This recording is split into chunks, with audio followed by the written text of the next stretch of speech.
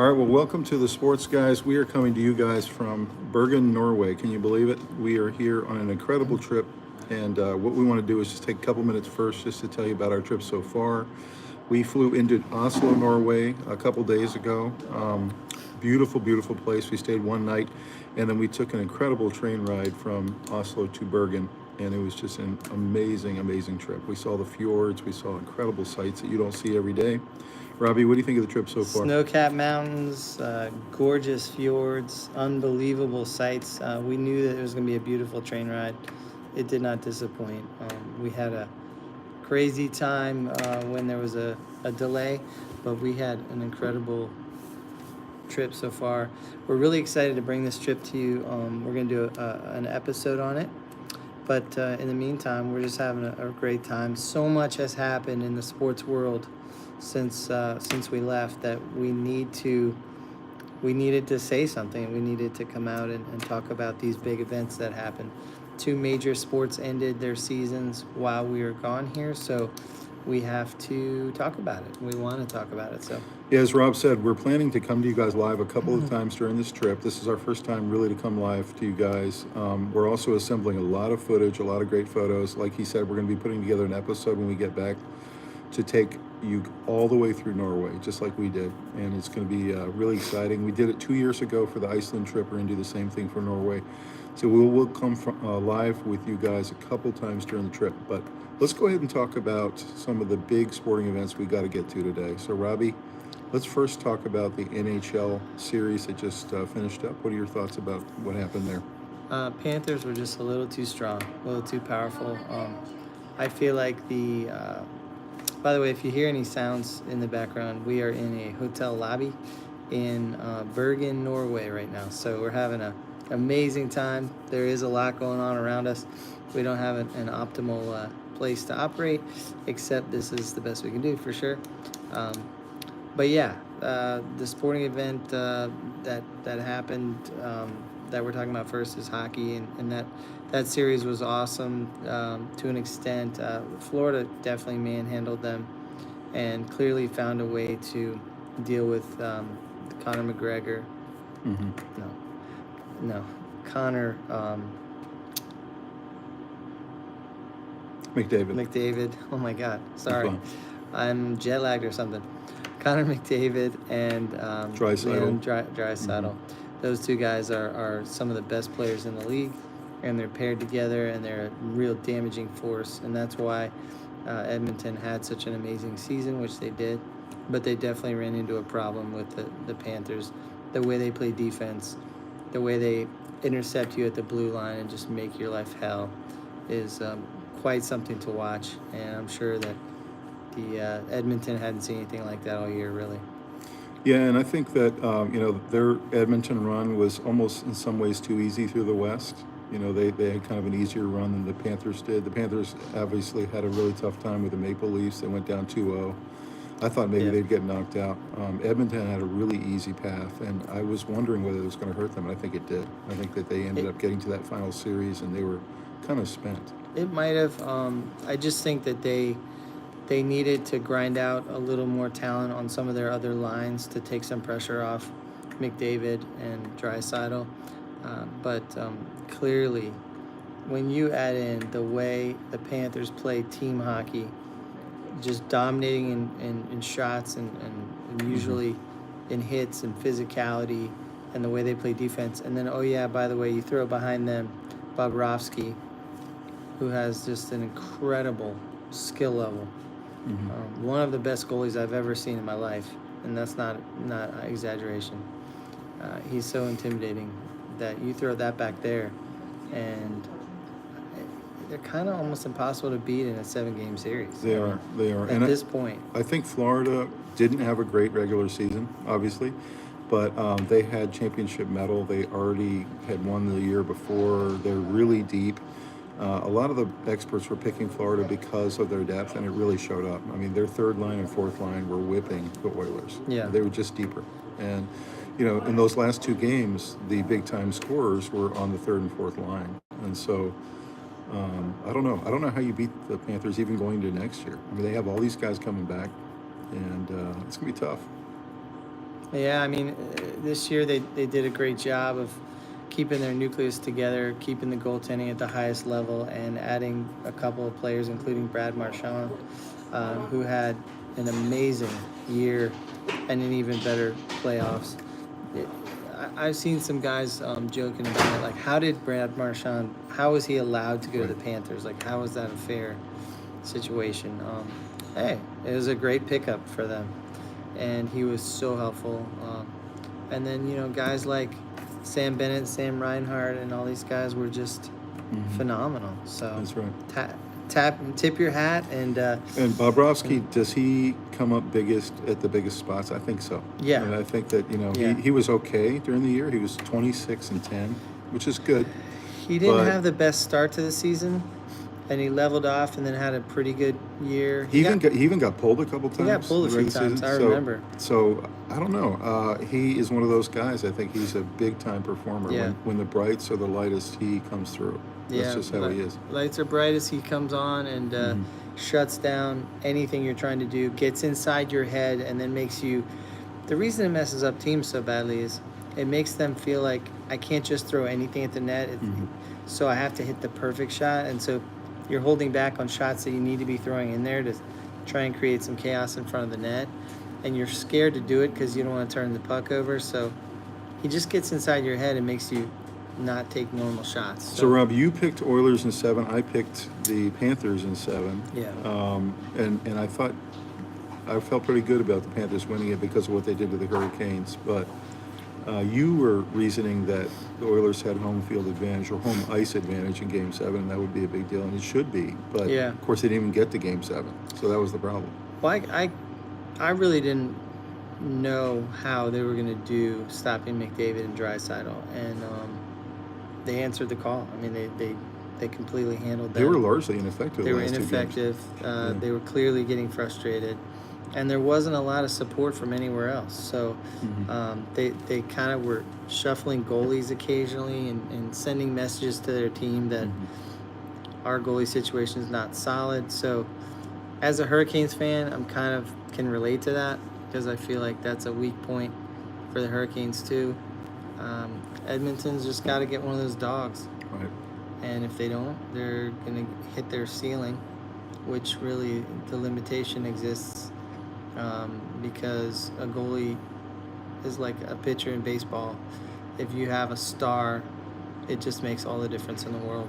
They asked Marchand if he would come back next year, and he said he wasn't really anticipating he was going to until they won the Cup. And he's like, now, I don't know. Maybe if we keep this team together, Yeah, why not? let's go for 3, That's what he said. Yeah. And I don't know why they would, try to go somewhere else when they've got this great team put together. Almost a dynasty situation. I can't imagine going anywhere, honestly. It doesn't make sense. So then what are the Capitals going to do? What are the Hurricanes going to do? The Bruins, the Maple Leafs, these guys all have to get through Florida. What are they going to do? Well, Florida does so much right that you have to beat them when they're part of it. You have to get help from them. They have to play not as well, but they win face-off statistically. Penalty minutes, they actually are very disciplined considering how physical and intimidating a defense they play. Give you an example of the final game. Penalty minutes, the Oilers had 12 and Panthers had 2. That's significant advantage when you have an extra man on the ice. Are teams, though, going to try to construct like the Panthers did? I mean, like every time you have a sport end up in a champion's crown, whether it's the Kansas City Chiefs or whether, we're about to talk about the OKC Thunder, but you look at the GMs these days, they're really important the way they construct these rosters. And Florida is 4 lines deep. They are. I'm just thinking teams are going to start trying to construct that now. Yeah, you have to. You have to because it's such a grinding, long season. You're going up against the best of the best when you get into the final area, the final couple rounds. And these teams all have people like Connor McDavid on them. Like you're going to have to roll into your second, third, fourth lines to get the difference-making goals. Right. And one thing that was incredible in all this is, of course, that they did this back-to-back. But in addition to that, they're only the 3rd team in the last century to do back-to-back. And they've won 11 of 12 playoff series since Paul Maurice took over in 2022. Incredibly unlikely to do. So we got to give some credit to Paul Maurice. I mean, the guy's a coach. Like, He is. they have a talented squad. Not that many stars, but a lot of great players. And I think Paul Maurice is able to make this. He's like a wizard, you know. He's able to get them to all just gel and play So really hard specifically for the Hurricanes, talking about them, what are they going to be able to do to get over the hump? They've spent 5 years now. They've got a very good team. They have a very good coach. They have a good GM. They have a good owner. They can't seem to get past the second round or third round. They always flame out. What are they going to do? I'm one of the few who I think they need to get a better goaltender. And also they had the right guy with Rantanen for a couple of months, and then they traded for him, and then they traded him away because his contract, and they were fighting about that. If they had worked that out and kept him, I think they would have their offensive pieces in place that they need. Rantanen would have been the difference. And maybe Anderson isn't quite good enough. And Anderson's not quite good enough to win the whole thing. He's good enough to get you there into the playoffs, and I'm not sure Pyotr Kochetkov could be a replacement. I think he's your backup. So I think they need to make a big, hard move for one of the best top 4 guys in the league. We met some Maple Leafs fans on the train coming to Bergen from Oslo, and we had a long conversation. They're convinced that they have the second best goaltender in hockey. They really feel that way, and they think that they're never going to get over the hump until they find a way to either beat Bobrovsky or find somebody as good as he is. And they think they have the second best guy. So I think every team is kind of in Bobrovsky jealousy right now. And they're trying to figure out what can we do, because those last 2 rounds, it really does come down to goaltending. Yeah, it does. I think that the Maple Leafs goalie is in that league with Bobrovsky. He'd be one I'd love to target. But, you know, Vasilevsky for Tampa Bay. And there's a couple other guys for sure. But, yeah, I mean, each team has their weaknesses, their challenges. I think Florida definitely had some weaknesses in the beginning of the year. They needed to gel a little bit, and those multiple lines of just coming at you in waves and the way they attack. And some of the young guys needed experience, and now they have it. And they have it, and that's Paul Maurice. You know, just taking advantage of his guys. Well, congratulations to the Panthers doing it again 2 years in a row. Everybody knows who they're shooting for going into next year. I mean, you're the team you got to beat. You can't argue it. I mean, they're so good. And I have to say, there's a little percentage of me that is sad for the Oilers to lose 2 in a row in the finals. Yeah. And you have Canada hasn't won it in 25 years. Yep, that's tough. And it's their sport. So their sport, and part of me kind of wanted them to win it, but you just got to tip your hat. I felt bad for McDavid a little bit. I think the way he carries himself is very admirable. He and Draisaitl looked really sad at the end of the game. It hurt, and they're not sure when they're going to make it back, and they're going to try and get there again. But I have a feeling they're going to bust that team up. I think so. And you got the Stars over there. You got some really good teams over there. Avalanche. I think a lot of those players are going to be flipping to new teams from Edmonton. So I'm not sure they run it back for a third time too. So. Well, let's get into the basketball series. It just finished up last night. Phenomenal. OKC Thunder. Boy, they had a hard time. They had a really hard time with the Pacers. And I know that I've been saying, guys, every week how much I've been disrespecting the Pacers. I always get proven wrong. I said OKC in 6. Rob said Pacers in 7. OKC pulls it out, but both of us were wrong in the end. The Pacers, again, extended it longer than I thought they were going to. So what were your thoughts on that series? I mean, I think the biggest factors were that OKC got the final game at home. Which they earned in the regular season. Which they earned.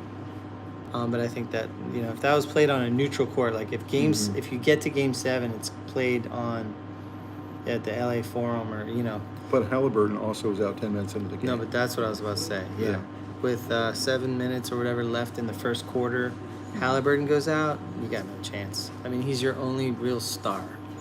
And that's a significant problem. If it had gone the other way and Gilgeous Alexander had gone out, I'd say OKC's not going to win that one. I agree. That's just bad luck. Although they have a better chance of winning without him, I think, than Probably. Halliburton. I'm not sure, but probably because they just have a little more star power, a little bit more of a deep roster.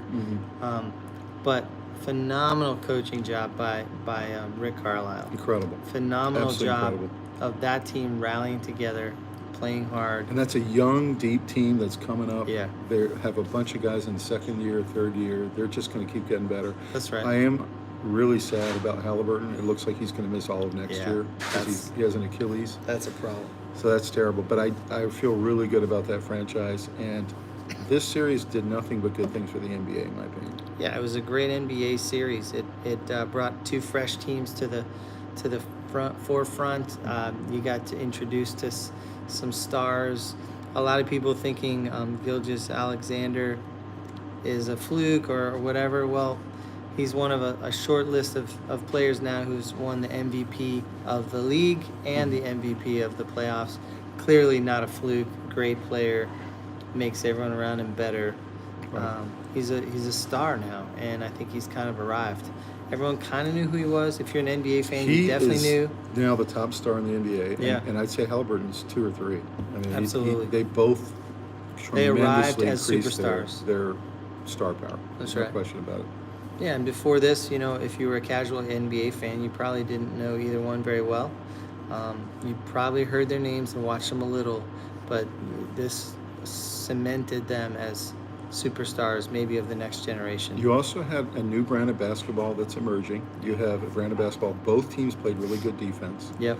I know Colin Cowherd this morning in his review said that he thinks OKC has the best defense in basketball. There's some people think the Pacers have the best defense in basketball. They're probably They're the one, top two. two, yeah.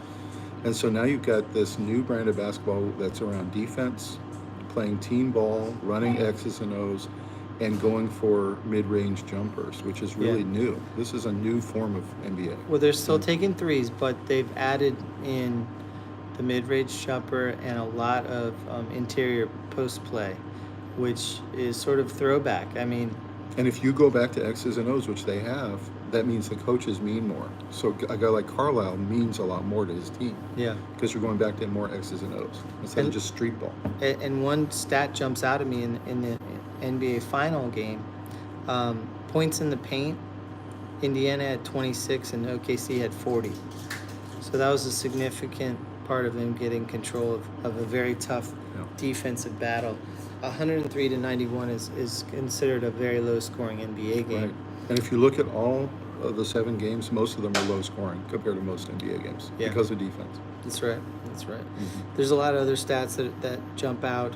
Turnovers, Indiana had 23, and OKC had 8. I think that's a lot of lost possessions. And then points off turnovers, Indiana had points given up is 32-10. So Indiana gave up they made a lot of damage with errors. And that's unfortunate, but I think that's what you get when you're forcing without your star. And it's excusable because they were trying hard and just it wasn't working. So same question as the hockey series, Robbie. I mean, who's going to stop the Pacers in the East and OKC in the West? These are the two teams that have constructed the best rosters. Well, I think without Halliburton, the Pacers can be stopped. Yeah. I love the Pacers organization, what they're doing, and Rick Carlisle, but they just don't have the star power to hold up against an onslaught of teams full of big threes and big twos. But they were saying that they have a lot of draft capital right now, and so they're probably going to go try to fill the 1-year gap with somebody like a Halliburton. Somebody like that kind of scoring power. So we'll see. Yeah. Maybe they can put it together. No doubt about it. It's definitely... with that coach, Carlisle, I wouldn't put it past him. I've been talking 2 years in a row they went to the Eastern Finals. So. Yeah, I've been talking about Carlisle all season. I think he doesn't get enough credit. I think Paul Maurice doesn't get enough credit. I think both those guys were difference makers for their team and really got them to where they are. Indiana didn't win it, but he got them there and he really put them in a position where they took it to a game 7. The GM for Indiana and the GM for OKC, especially for OKC, they're the 2 GMs of the year. They're the executives of the year. And everyone's going to try to construct their roster now around these type of young rosters that you see. Young with good star, and then like a Batman and a Robin, a guy who's a 1, but then a guy who's a close 2. You notice the teams that try to force it by putting like a Luka and a LeBron together, and that's it. Yeah. They don't get anywhere. They're lost in the first round. There's not enough team chemistry around them, and sometimes having a star is a detriment. Mm-hmm. If you build your star and he becomes a star while he's in your organization, it's usually okay. But if you go grab one from somewhere else, it doesn't fit. With OKC, you have SGA and a bunch of role players. Guys like Jalen Williams, these are great players, but they're role players. They're okay being role players. Yeah, they're very good players. And then same on the Pacers. You have Halliburton and a bunch of role players that are really deep. And you had guys like McConnell. No one ever heard of him. And he played fantastic. Very good player. So, but not a star, not like a max contract kind of guy. It was really, really exciting. Guys, drop us a comment on what you thought of the hockey finale and also the NBA series that went to Game 7. First time in 10 years NBA gone to Game 7, which I really was surprised about. But drop us a comment what you thought of both those series. We'd love to hear from you. Yeah, Obi Toppin, one of the bench guys from the Pacers, a very important bench player actually, said that he was 0 for 4 from the field, by the way. Mm-hmm. So they were obviously, the bench said, we're going to have to do more, and so they were forcing it.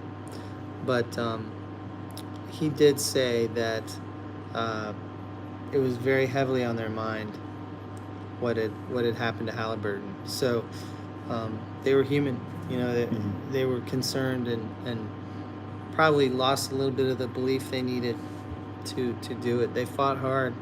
But I think Toppin admitted what was really going on in the locker room, which is, oh my God, we don't have our star. Mm-hmm. So that's a reality, The other thing is, I'd like to just discuss this. Tell me what you guys think, but how about those calf injuries? I think so frequently they lead to, if you push them, to a torn Achilles. Like it's... Well, that's what I want to ask you is the season too long? I think the answer is yes. And yes. Are the playoffs too long? They played almost 35 games in the playoffs. Yeah, everything's that's like half a season. 7-game series, and so are you going to inevitably see these types of stars go out? I mean, obviously the worst time is in Game 7, but you never want to see it happen to anybody. And these guys are having serious injuries that take a year to recover from. I know. So what do you do? But I think calf injury needs to be taken a little more seriously. What do you do? Because owners are not going to shorten the season. So no, I mean, and we criticize load management because you want to see the stars play. You need a bigger bench, maybe I think so. A bigger team that you could rotate guys. And Pacers did that this year. I mean, they were going 12 deep, 13 deep on the roster. So, and that's the excellent coaching that you have. I think it's not Carlisle's fault that Halliburton tore his thing out. It's Game 7. You have to play, but leading up to that, I think. We got to figure out more about. I was hearing them say. Injuries. I was hearing about this is a freak injury and stuff. And even on the hockey side, they had a bunch of injuries, and I'm not sure it's a freak injury. No. When you play 82 plus 35 games, 117 games. Yeah, I mean you're gonna pull your calves, and when you push it on your calves, guess what the next step of that is? You put extreme pressure on a pulled calf, and you have an Achilles problem now, which takes a year to recover from. Yeah. So he's going to miss the whole season. Calf issues need to be looked at. The recovery time needs to be recalibrated. You need to be 100%. And he's a young player. You can imagine like in a LeBron or one of the senior guys taking that much load. This has happened a lot of times. Mm-hmm. I'm not sure what you do about it. Drop us a comment if you guys have an idea of what the NBA and the NHL can do with these long seasons. But I think the teams that are the deepest have the best chance. So let's move on to the next story. Next story is the college baseball series. The final series finally wrapped up. And LSU Tigers, congratulations, won the national championship. I know your boys love LSU and love watching them. Yeah. They were playing the team that I was hoping was going to win, which is the Coastal Carolina Chanticleers, which is a team from a very small school in Myrtle Beach, South Carolina. I was really rooting for them. They were kind of the underdog. They came in as the 16 seed in the tournament, and they won 26 straight games. Yeah, they were just absolutely on fire, and their pitching was really great.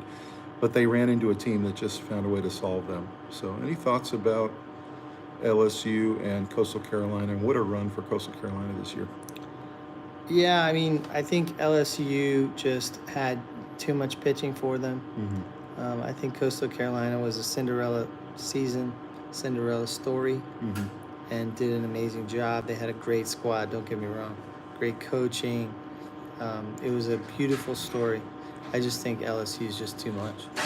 I think Coastal Carolina showed that you'd rather be hot than good at the end, because they were the hottest team in the country those last 3 weeks. So that's what I'd rather be. But I think you're right. I think when they got into that final series, there probably was some nerves. I mean, you had a 1-0 game in game one. I'm sure there was some nerves for some of those batters. You know, they're in the big time spotlight now. And then secondly, I think that the SEC talent showed up in that big series, and LSU took care of business. Yeah, LSU just has too much pitching. There's such loaded rosters. Bunch of Major League Baseball players on that roster. They have Major League prospects all over the up and down the lineup. So yeah, I think they're the best of the best in the SEC, which is probably the best conference. So yeah, Coastal Carolina got a dose of the best, unfortunately. Yeah, well, congratulations, Coastal Carolina, great season, and to LSU for bringing home the title from Omaha. And you know, hopefully we'll see another great season next year. So another big story, I'm wearing my Virginia Cavaliers shirt. You can see here, we do have some great news from Charlottesville. The first thing was Carla Williams released a letter to Charlottesville and Cavalier fans, essentially dedicating herself and the department to spending the full $20.5 million under the new agreement in the NCAA. That's great news. So essentially saying that we're not going to chintz, we're not going to shortchange, we're going to spend all the way up to the max. And also they set up 2 new collectives to try to compete also in the NIL area. And so how did that make you feel to see that letter? I mean, to me, it made me feel better. You know, I've been a big critic of hers.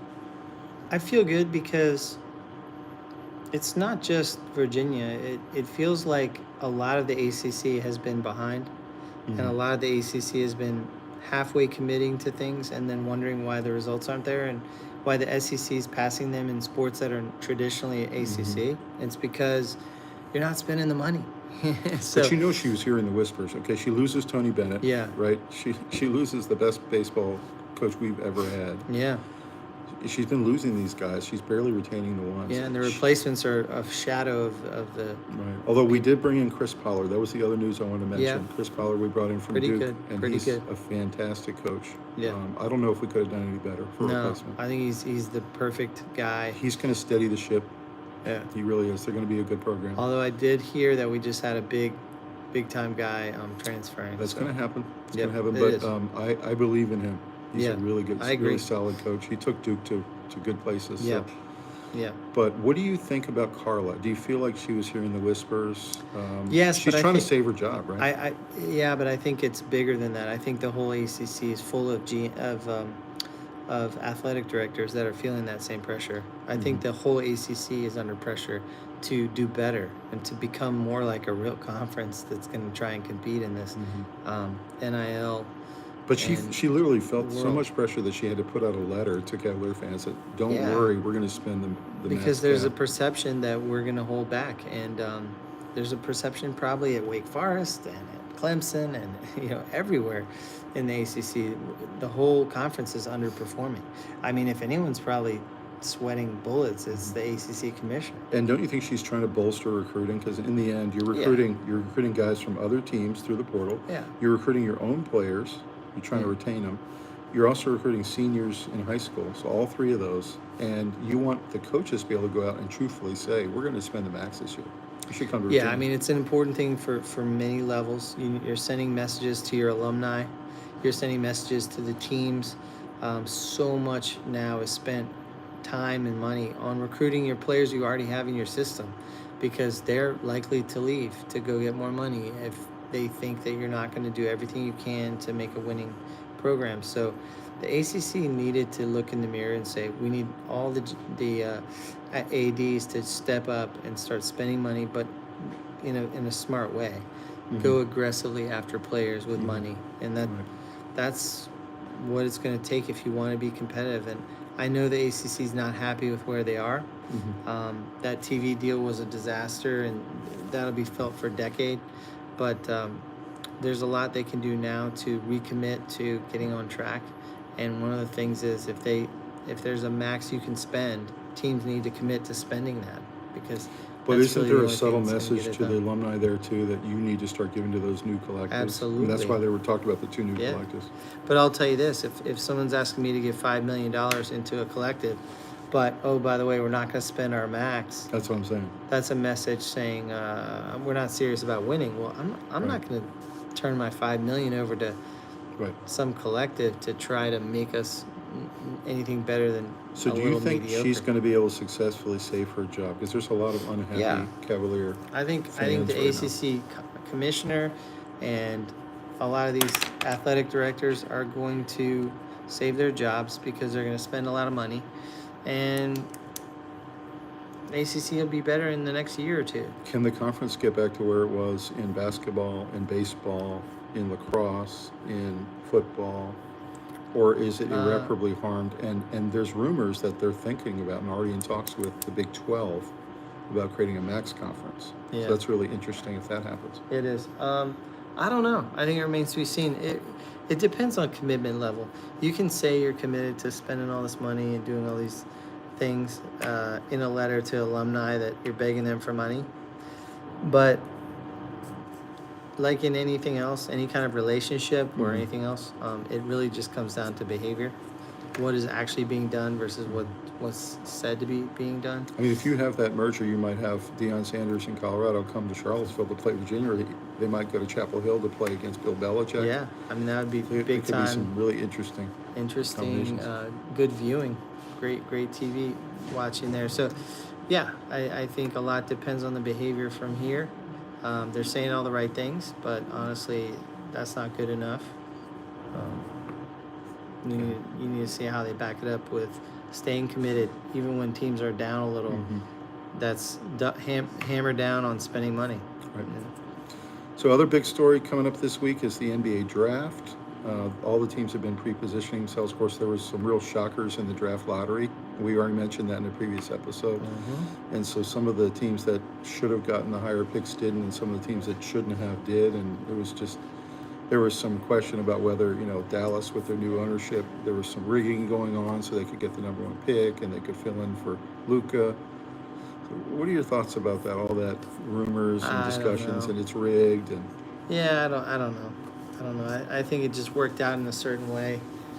Dallas got a little bit lucky. Lucky, they had a .34 chance. I know. of getting- They got a little bit lucky where the Luka thing ended up being a disaster, but it at the end of the day it was fine because they got that pick. So they got And then- lucky, but not everything lucky is And then there's lots a of trades conspiracy. being talked about, but not really any being executed because I know, like Giannis. the asking price is so high. For I know. Giannis, they wanted 7 first-round People picks. are scared to pull the trigger on that one. I would never do 7 first-round picks and 3 players. For any player that can anybody. pull their Achilles and be out for a year. Yeah, so I don't know. I'm wondering why those teams are asking for so much. They know no one can do that deal. So that means maybe they're not serious about trading it. That's what I think. Well, yeah, they're not serious about trading him, and they want to make it look like it's going to take a huge push to get them out of your program. So, He would literally want the other team to irreparably harm themselves for 10 years. That's what he yeah, wants. for a great player, like, no, Yeah. that's just dumb. I mean, they'd love to have him, but of course. any other big sports stories tonight before we close out from Bergen? Those are the main ones. Those are the main ones. Just the big baseball, and then NBA and NHL having their finals while we're over here. We had to say something. We had to jump We on. did. So, We did. In terms of Major League Baseball, I want to quickly say a couple things there. Been really interesting to see. The Yankees have been fading lately. They've lost Yeah. 7 out of 9. They had a period where they went 29 straight innings without scoring a run, and they've been allowing the hottest team in the American League to catch up on them. The Tampa Bay team out of the Tampa Bay Devil Rays out of Tampa.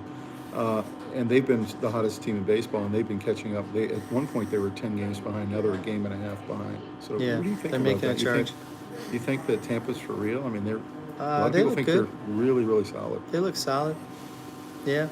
Yeah. Yankees will find a way to staying I there. think so too, because it's their bats that have cooled down, and they've got Yeah. such a great lineup. I have to think they'll get back on red I hot think so. in July and all that.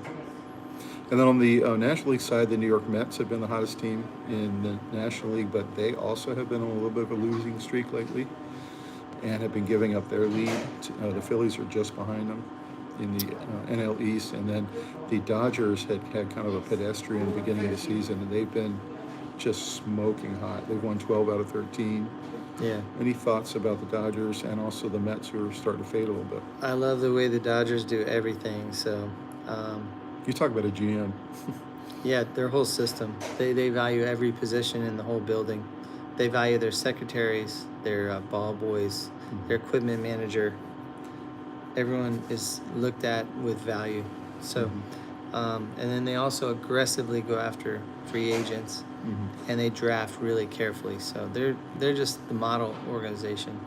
And in terms of the Orioles, of course, we're big Orioles fans. They had an It's just weird. abysmal start and got their coach fired. Yeah. They got so far behind. They were 19 games down at one point to the Yankees. They've now crawled back. They've been winning a little bit more lately. Yeah, and they have. Now they're back to 9 games down. Do you think they can make a run after the All-Star break? Can the Orioles try to get in it? I think so. I wouldn't bet $1 on it, but I think they can. I think they Their have bats a have picked great up a little lineup. bit. You know, the Gunnar Henderson's been hitting a little better. Their pitching has potential. They got a lot of good players on that team. There's no reason they should have underperformed so badly out of the gate, but they did, and that's what happened. And so you deal with it. But I know the organization was thinking about firing their coach at the end of last year because they had had 2 disappointing flameouts in the playoffs after being number 1 seeds. So I think he was on a short rope. And when you start, 10-21, it just wasn't good enough. no excuse for it when you have that good of a roster. When you had a good last couple of seasons, these guys should be better now that they have a little experience. It's hard to explain, but I have been looking at the scores on a daily basis and watching as many games as I can. And I've noticed with Baltimore that they're very inconsistent. You know, one day I'll look and they lost 13-2. The next day they won 7-2, and then Yeah, like yesterday they beat the Yankees pretty soundly, Yeah. and then they lost this morning. So right. it's just strange. That's what I'm talking weird. about. The inconsistency, and they're not the only team like that. That will lead you to not having enough wins to really make your run. So The other team that's always there, I don't know how they do it. They're there again this year with leading their division, the Houston Astros. And they're another team. They're kind of like the Dodgers of American League. yeah, Their team is just solid. They build their farm system at every level, and these guys come up and they're ready to go. they got it rolling, and And now they're leading their division again. yeah, Whether you love them or hate them after the cheating scandal, Houston Astros, they run a really good organization. So. yeah, for sure. Well, Robbie, let's go ahead and sign off and tell the people our favorite thing in Bergen so far. What are the favorite things you've been seeing in this beautiful Let's city we're see. in? Just the gorgeous downtown Bergen area is the most spectacular. It's a city that is the second largest city in Norway. It's gorgeous and it's really well kept. It's got an old history, but there's a lot of new buildings because they've had a lot of fires. There are 7 mountains that surround Bergen, so a lot of their culture has to do with those 7 mountains. They have a funicular cable car thing that goes up the side of the mountain. That's really fun. We actually did the We did that vernacular today. and the cable car to 2 different mountains today in Yeah. the same day. It was pretty amazing that we knocked them both off. But thoughts about the what the views are like up there? Gorgeous fjords that are carved out by the last ice age make these beautiful panoramic scenery, and it's spectacular. I will say it does rain a lot here, and we brought our rain gear and we absolutely needed it. It rained most of today, Yep. and yet we're not letting it stop us. We're doing everything we plan to do. We were going to top of mountains, all in the rain. Yep. What's funny is now that we got back to the hotel, it's sunny again. So Yeah, it's never sunny or raining for very long. So I joke with Tom that it's important that you have your rain jacket and your shorts ready to go at a minute's notice. But it's such a cool town. It feels so European. You walk through the downtown area. There's all these cool restaurants, every type of restaurant you can imagine. Then they have this incredible fish market. We ate there last night. Yeah. Rob Some of the largest shrimp and largest king crab legs I've ever seen in my life. They had a king crab leg. I'm not kidding. It looked like an arm. It like was a so baseball huge. And it was $70 for that crab leg. So we yeah, for decided not one to get crab it. leg. Yeah. That it's so big that it's literally like as big as a baseball. And then we bat. tried their specialty. Everyone was telling us, Bergen, you've got to have the salmon. Oh my gosh. It was incredible. It was so good. It was But last thought about the views you saw from those two mountains. breathtaking. What's so funny is I saw a lot of photos and videos of that when I was researching our trip, and my first immediate impression when I came around the corner walking out to the viewing area was that the photos didn't do it justice. True. There was, in fact, I went and I took pictures, and then I looked out and I looked at my picture, and my picture didn't do it justice. So it's almost impossible to capture in photo sufficiently. It's really unbelievable. How beautiful it is. We were having so much fun. We love this city. We'll be coming to you guys live again very soon. And thank you so much for tuning in today. And Hold on one second. We're going to do my mailbag that I got ready. All right, so let's do this. First one is, been waiting for this one from you guys. And they're talking about, that's from DPT Coaching. He was talking about our history of basketball. Yep. That was a good one. He was waiting for us to roll that one out because he knows we've done a lot of the other sports now. So. And he comments a lot, so we does like comment a lot, and I'll put you on there whether you comment a lot or if it's your first time. I'm hoping that you're able to throw some ideas in there, mix it up with us. Next one, Jordan by far the best player ever. LeBron and Kobe tied for second at real estate investment. Thoughts on that? I completely agree. 100% agree. It's all MJ. I saw a thing the other day. Not even sure LeBron's number 2. I mean, there's some argument. There's some other players that are in front of him. But if he is number 2, to me, there is just one king, and it's not LeBron. It's actually MJ. I agree. I think LeBron's top 5. Yeah. MJ's 1. He's a fantastic athlete, fantastic player. He's had a great career. I will say, to defend LeBron a little, I've never seen a player be able to defend all 5 positions. Yeah.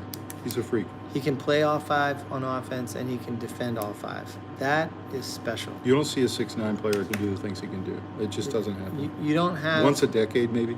You don't have somebody who can guard a point guard and a center. That person doesn't exist. I just put Jordan a step above because he was so clutch. I mean, he's 6-0 in finals. I agree. He's so clutch. It's unbelievable. And the people who played against him, they would tell you he was the best ever. Okay, next one. You guys keep it real. Great episode. That one was from basketball. The basketball episode. That was at Liam. So thanks, Liam. Yeah, thanks, great Liam. comment. Yeah, we try to keep it real every time we can. So, thanks. Yeah. 2 more. Hard to watch amateur sports decline like this. At Richard. Amateur sports. That was from our Amateur Sports is Dead podcast. Yeah, we did that update 2 weeks ago for our weekend update, and that was our supposition. It said it's dead, and it's true. It is, unfortunately. Yeah, there's a lot of NIL news. We're on a trip right now with an Ohio State fan, and he's talked a lot about it to us. He agrees that this is now a professional league, at least at the D1 level. Yeah. And you either spend the money and you pay these guys like professionals, or you don't have a program. It's just how it is. Yeah, and that's we why don't have to like it. But that's why it's really important that the ACC start to get more aggressive to try to compete and get out of the mindset of, well, these are student athletes. Well, okay. What so ended you're up gonna get left happening over behind. the last couple of years with multiple lawsuits against the NCAA that the House had to step in to save because everyone loves college sports. Yeah. But what happened was they're making so many billions of dollars in revenue, it just wasn't fair anymore to the players. Yeah. Because these players are acting like professionals. They practice twice a day. They right. lift every day. And it's their job. It wasn't fair anymore. In fact, they're not allowed to have jobs, so this is their job, and so they should get compensated for it. So. That's right. I do think we need to have some rules in place so it's not the Wild West and every player is an And they automatic. do now. We have a cap. Well, I know. We have some rules now now. I think it's the first step towards the rules that we'll end up It's with. not perfect, but it's the not best perfect, they could do right now. They haven't touched pieces of this that need to be, but we're taking steps in the right direction, so that's good. Last one. Every sports fan needs to see this recap. That is also about NIL and all that. That's from Robert, and that's not me. Thank you, Robert. Yeah. Yeah, we're glad you say that, and we agree. We try to bring this great content to you every Monday, and talked about the weekend and everything that happened. Obviously, we're all the way across the world on a Monday, but really happy to bring it to you guys.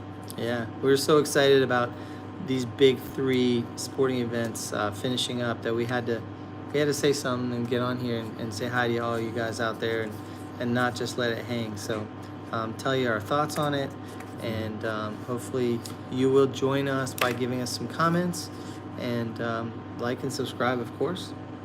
Let's take a minute to call out our sponsor for tonight, and that is Square. And we had a really good commercial we did for them in our last 2 episodes, and we just want to call them out again tonight.